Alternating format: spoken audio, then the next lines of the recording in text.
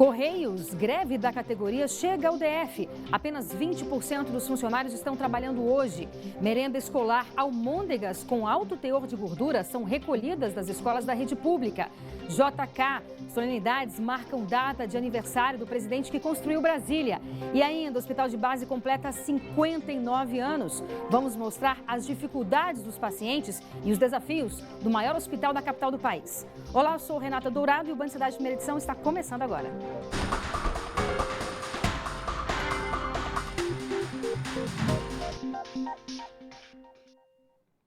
O Hospital de Base completa hoje 59 anos, mas por lá nem tudo é festa. Quem procura a unidade sofre com descaso que compromete até cirurgias.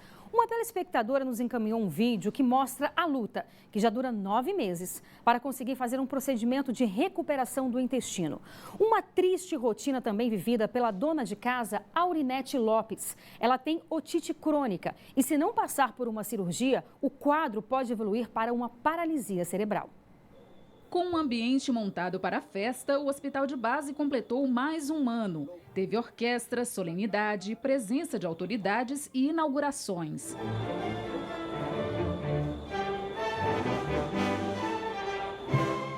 Um hospital que fazia 700, 750 cirurgias e hoje ele está fazendo mais de 1.050.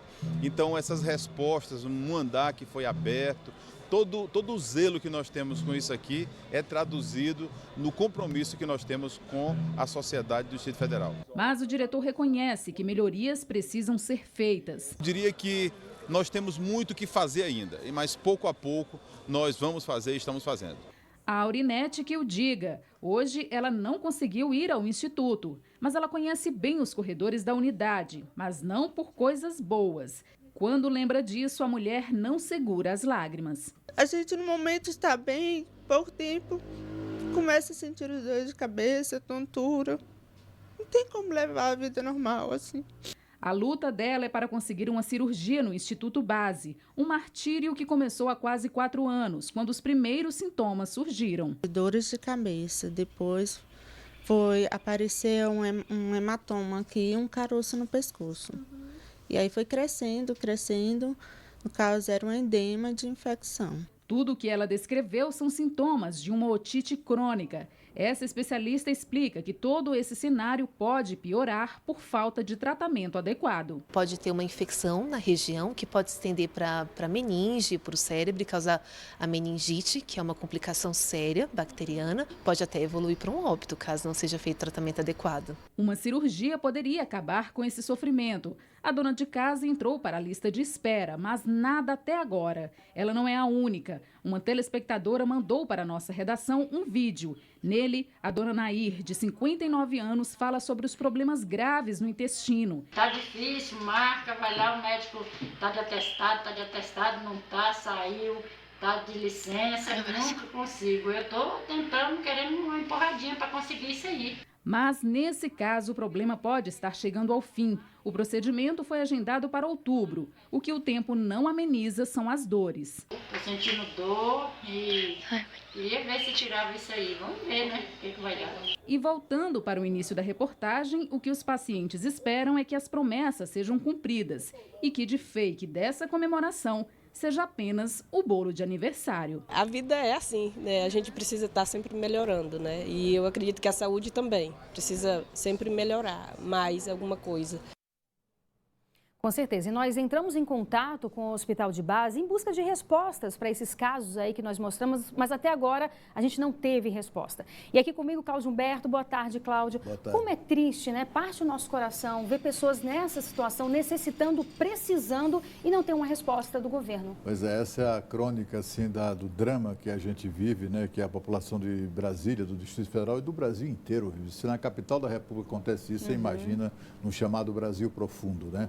O fato é que hoje o Instituto Hospital de Base, que é o hospital referência de emergências e etc., vive o seu melhor momento de sempre, ainda bem, né? A mudança de gestão, uma gestão mais moderna, mais ágil, que permite tomar decisões que sempre é em favor da eficiência, tudo isso está conduzindo o Hospital de Base para um novo momento, né? Já são registradas melhorias substantivas no atendimento das pessoas, né?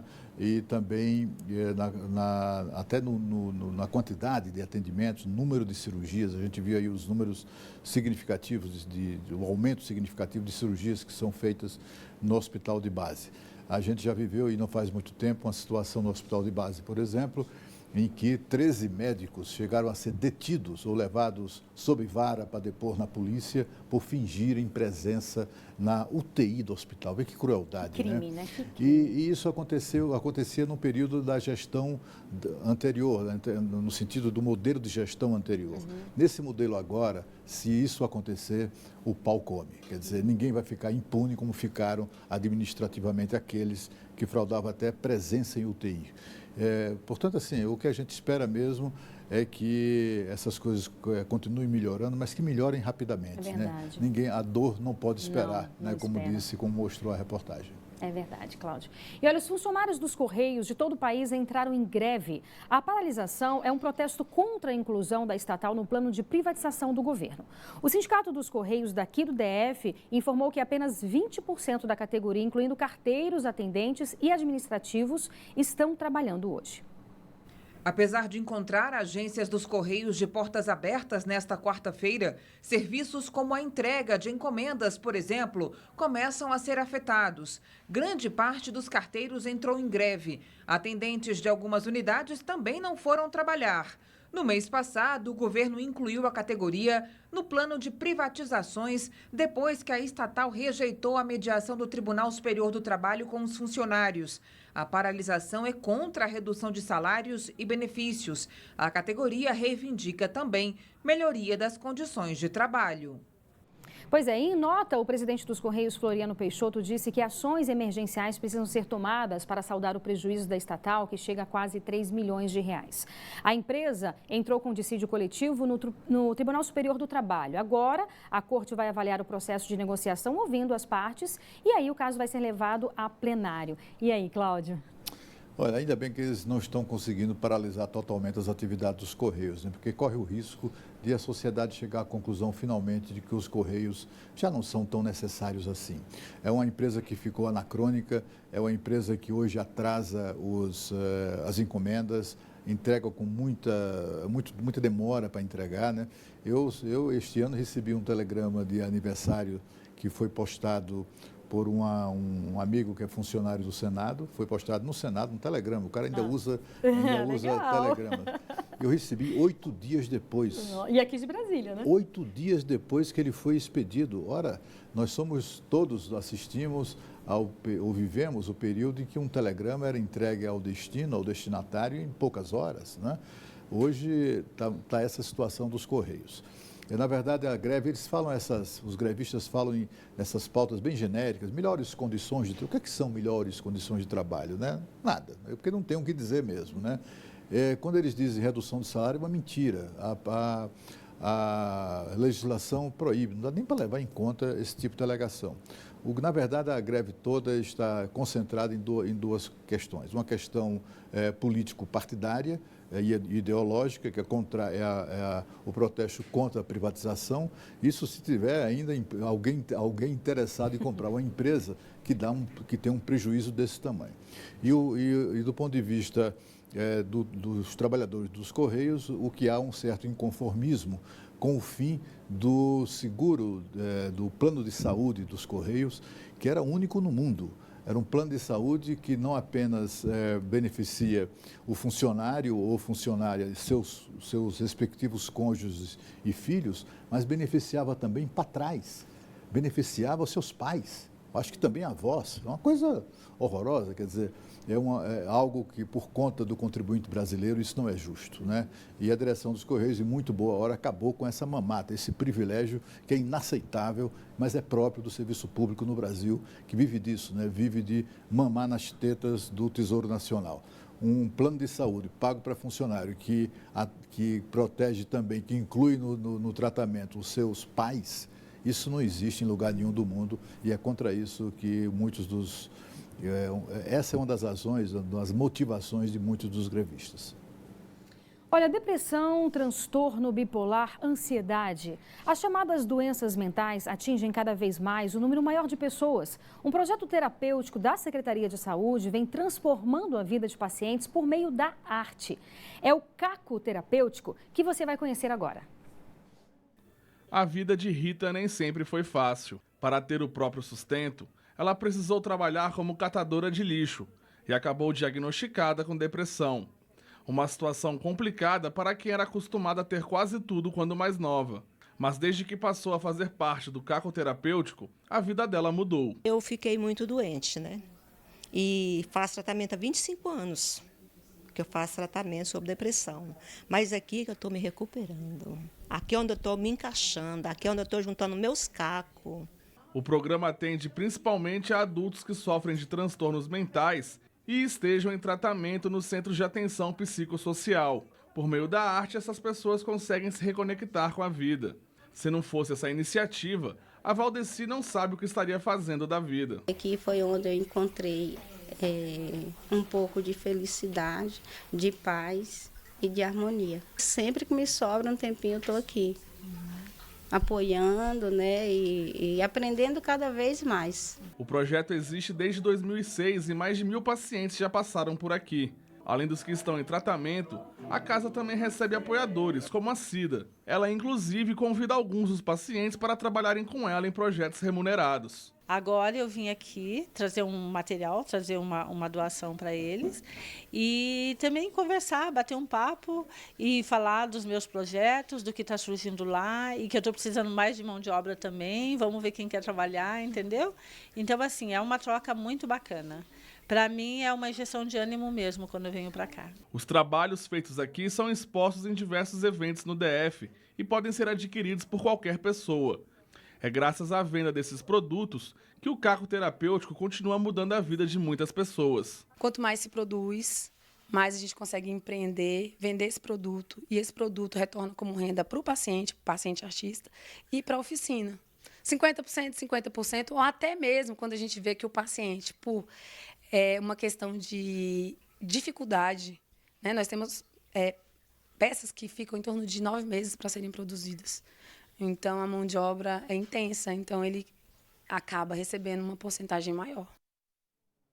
Muito legal, né? E a seguir, aqui no estúdio, uma entrevista sobre prevenção e tratamento do câncer de intestino. O Band Cidade volta daqui a pouco, eu vou esperar você. Agora são 12 horas e 43 minutos.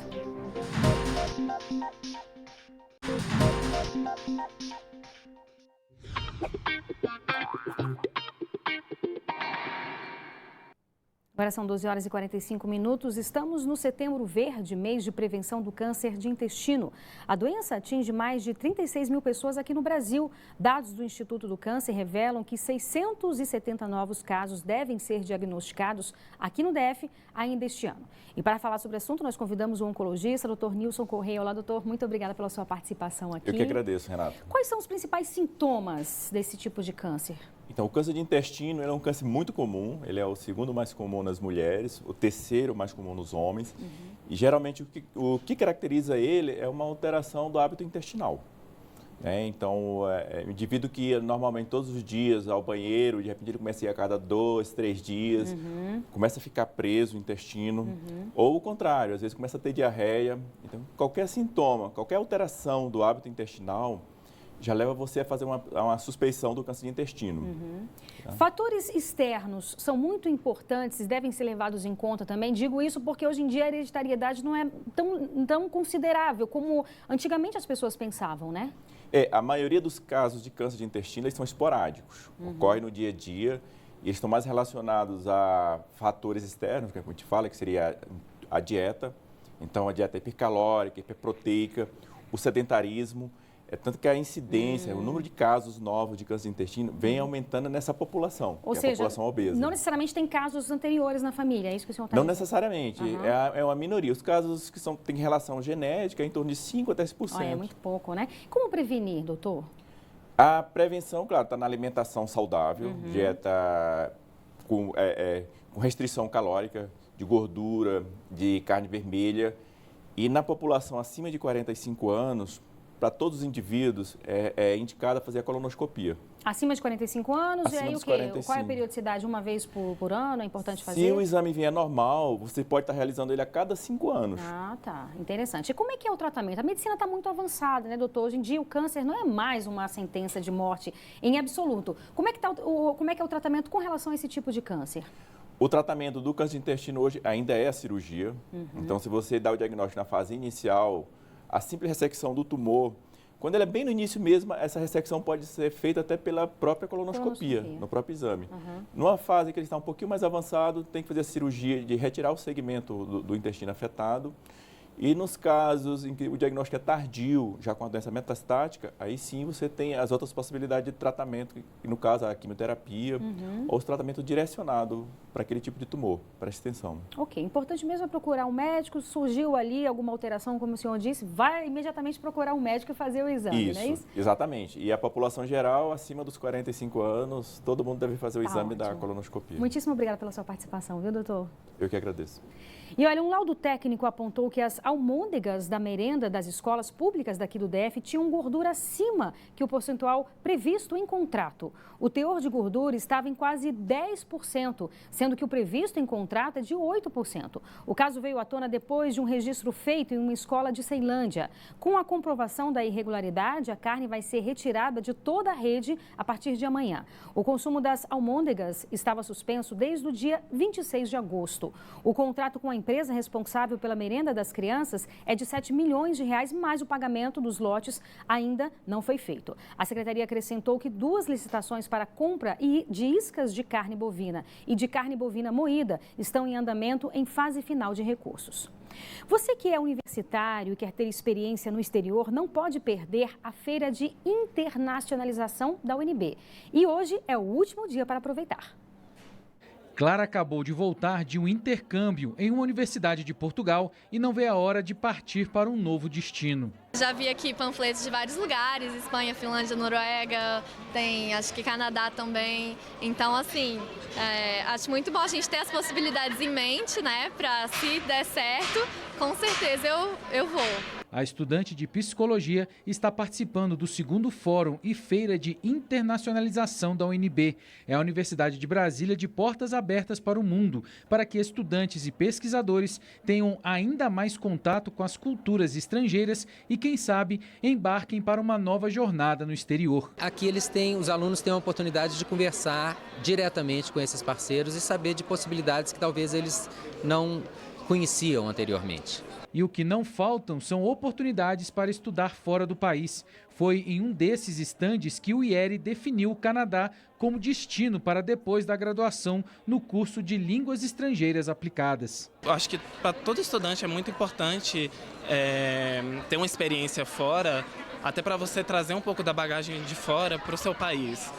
Eu penso muito em ir para o Canadá, porque das línguas que o país fala, 2 são abordadas no meu curso, como o inglês e o francês. Então, acho que é importante esse tipo de intercâmbio para qualquer estudante.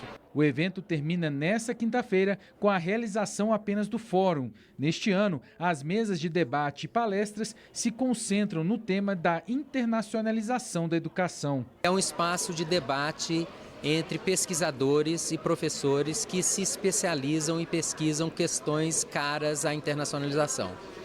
Então, há discussões a respeito de ranqueamento universitário, há discussões sobre a internacionalização da extensão universitária e várias outras ações que são muito relevantes para a internacionalização como um todo. O restaurante universitário também está no clima internacional. Depois de homenagear a Argentina com essa batata ao molho de chimichurri, o chefe Michael Veras e a nutricionista Luciana Santos preparam para essa quinta um sukiyaki e um yakisoba vegetariano em homenagem ao Japão. Nada mal, hein? E você vai ver a seguir, caso Marinésio, polícia vai comparar DNA do cozinheiro com material encontrado em outros crimes. O Band Cidade volta daqui a pouco e eu espero você.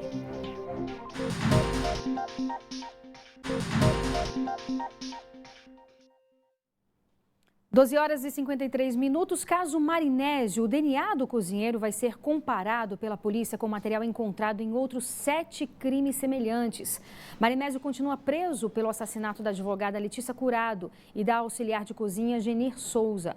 Até agora, contando com os 2 assassinatos, já são 19 casos investigados que podem ter o envolvimento do cozinheiro. Os investigadores coletaram amostras de células da mucosa oral de Marinésio para serem analisadas nas análises genéticas. Não há uma data prevista para a divulgação do resultado. Marinésio também vai ser indiciado por tentativa de feminicídio contra uma adolescente de 17 anos que escapou por pouco da morte. Brasília tem dia de homenagens para o ex-presidente Juscelino Kubitschek. 2 eventos vão lembrar o aniversário de 117 anos do fundador da capital do país. O primeiro foi agora pela manhã, lá no Memorial JK. E a repórter Joyce Pires acompanhou tudo e mostra como foram as homenagens para o pai de Brasília. O ex-presidente Juscelino Kubitschek será eternamente lembrado por, entre outras coisas, construir a nossa querida Brasília. Talvez seja o legado mais visível. Brasília era considerada uma utopia. Nós estávamos acostumados a ver no mapa do Brasil um retângulo vermelho com os seguintes dizeres: futura sede da capital federal. Parecia utópico, fantasioso, quase impossível de ser realizado. Mas em pouquíssimo tempo, entre 1956 e 1961, o então presidente da República ergueu a nova capital do país, a terceira após Salvador e Rio de Janeiro. A transferência do centro do poder para o interior do Brasil exigiu uma grande quantidade de recursos humanos e financeiros. Brasília seria um lugar moderno e arrojado, projeto arquitetônico realizado pelo arquiteto Oscar Niemeyer. 50 anos em 5. Este era o slogan de campanha de Juscelino Kubitschek. Num plano de metas ambicioso, ele prometia acelerar o desenvolvimento nacional. Uma visão que resumia o objetivo do então presidente do país era dar início a uma nova era. Mas vamos voltar um pouquinho à história. Afinal de contas, hoje, se estivesse vivo, o ex-presidente do Brasil faria 117 anos. Para celebrar a data, o Memorial JK, que reúne objetos e documentos de Juscelino e onde ele está sepultado, abriu as portas para o público com uma programação especial. A importância da celebração dos 117 anos do fundador da nossa cidade, ela tem que ser motivo de orgulho para todos nós, brasilienses e brasileiros que vivem nessa cidade, que vivem no Brasil e que hoje desfrutam, quer seja no Nordeste, quer seja no Sul, quer seja no Centro-Oeste, quer seja no Norte, os benefícios que a geração JK, os seus companheiros de trabalho, os pioneiros de Brasília, legaram ao nosso país. O governador do Distrito Federal, Ibanez Rocha, também esteve na solenidade. Está na hora da gente realmente repensar a nossa história, colher exemplos no passado, como o exemplo de Juscelino, que abdicou uma carreira de médico, abdicou a sua vida em Belo Horizonte, abdicou sua cidade para se dedicar à construção de uma nova capital com esse espírito. E todos os seus discursos, toda a sua vida foi exatamente para trazer a integração nacional. Ninguém sabia se Juscelino era de esquerda ou de direita. Ele era um homem que estava à frente do seu tempo, pensando exatamente no desenvolvimento de todas as populações. E ainda hoje é considerado por muitos um mito que cumpriu promessas, inclusive a mais ousada, que hoje virou uma bela realidade. Brasília é muito mais do que o centro político do Brasil. É um polo econômico com expressivo mercado consumidor. Aproximadamente 3 milhões de pessoas, com renda média quase 3 vezes maior do que a nacional.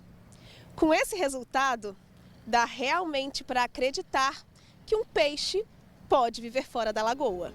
Como pode um peixe vivo viver fora d'água fria? Como pode um peixe vivo viver fora d'água fria? Muito bacana a reportagem da nossa querida Joyce. Cláudia, homenagens mais do que merecidas, né? É claro que sim, né? O Juscelino Kubitschek foi um grande brasileiro. Você imagina que ele foi o presidente da República de um país, tomou a decisão política e domou o touro à unha, né? E construiu uma capital do Brasil no meio do nada, no centro geográfico do nosso país, que era exatamente um gesto dele de integração, né? E isso me deixa arrepiado até hoje. Eu fico me lembrando das dificuldades que ele enfrentou há 60 anos atrás. Para botar tijolo aqui, não havia cimento, não havia material de construção. Ele também mobilizou com sua liderança brasileiros que vieram para cá de todo o país. Todo mundo metendo a mão no barro, na massa, no cimento, para construir isto que nós temos hoje. Quantos presidentes passam pelo Palácio do Planalto, não é, Renato? E não são capazes de deixar nenhuma marca. Juscelino decidiu construir Brasília e em 3 anos inaugurava a nossa cidade. E essa cidade que nós temos não é qualquer cidade, é Brasília, né? Das mais lindas, mais desconcertantes. Qualquer visitante que chega aqui pela primeira vez fica boquiaberto com a concepção, com a ideia, com os monumentos, né? Com as verdadeiras esculturas monumentais que nós temos, que são os prédios idealizados por Oscar Niemeyer, as linhas da nossa vida urbana, né? Da mobilidade. De fato, Brasília foi um gesto para o futuro, né? E mostrou também a capacidade realizadora do povo brasileiro. O Juscelino, eu não tenho dúvida nenhuma, foi o maior presidente que o Brasil já teve. Não à toa, né? Ele completaria 117 anos e está na memória das pessoas, a memória é muito viva das pessoas. Até hoje as pessoas ficam se lembrando dele. A cada ano nós estamos reverenciando e todos os anos eu me emociono com essa história. Você vê, tem presidente que entra para a história porque foi preso por ser ladrão, né? Outros acabam no lixo do esquecimento. É isso, e aqui na Band você tem um canal direto para fazer denúncias, mandar vídeos e mostrar os problemas daí de onde você mora. O WhatsApp do Band Cidade, anote o nosso número 999769204. É isso, ficamos por aqui. Muito obrigada pela sua companhia. A gente se vê amanhã. Tchau, tchau.